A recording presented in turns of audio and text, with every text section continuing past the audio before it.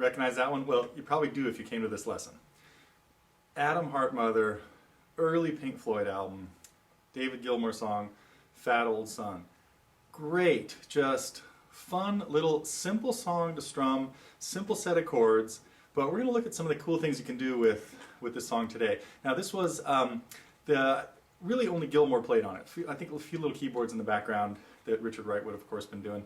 But so he still plays this out on tour now. It's just a great little ballad, kind of related to their fallen member Sid again, as many of their songs were. And this was shortly after that they'd kind of replaced Sid with Dave. So, but what we're going to talk about in this lesson is just a very simple strumming pattern that usually you're going to use for two measures rather than a single measure pattern to create a more extended sound, and a few ways of playing some sort of standard chords in some slightly unusual ways.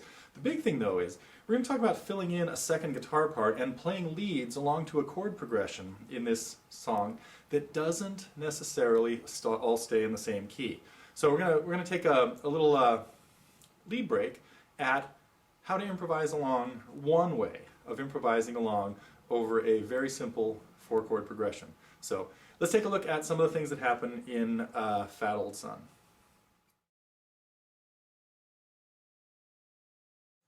We have a really interesting set of 4 chords in Fat Old Son.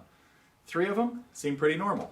It goes from G to D, skips one, then comes to C. The one it skipped, so G, C, and D are all, of course, in the key of G.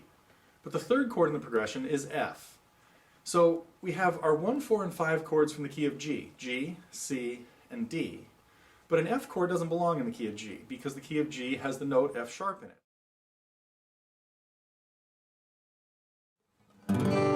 We have a pretty basic set of chords in Fat Old Son, except that we're going to play all the G's with all 4 fingers. And what that does, again, it gives us your 3rd finger on the 2nd string at the 3rd fret that would normally be open with most of the other fingerings of G. So 1st and 2nd fingers on the bass notes and 3rd and 4th fingers on the 1st and 2nd strings. We want to play all the G's this way. Again, this G gives you a little bit more hollow sound, heavier on 5ths rather than 3rds, but there was enough theory in the theory section to get you off the hook for that one. Then we play a D.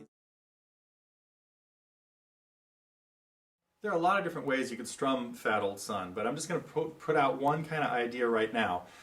We have the songs moving fairly slowly, and we have 2 measures of each chord most of the time. And so what we want to do is have the first beat of the 2 measures really stand out by not having anything happen on the 2nd beat of the 1st measure. So in the 1st measure, we want a big strum on 1 and then miss the strings completely, nothing on 2. 1, I'm playing a G chord. 1, 2, and now for the rest of the measure I could just use 8th notes to the end. Down, up, down, up.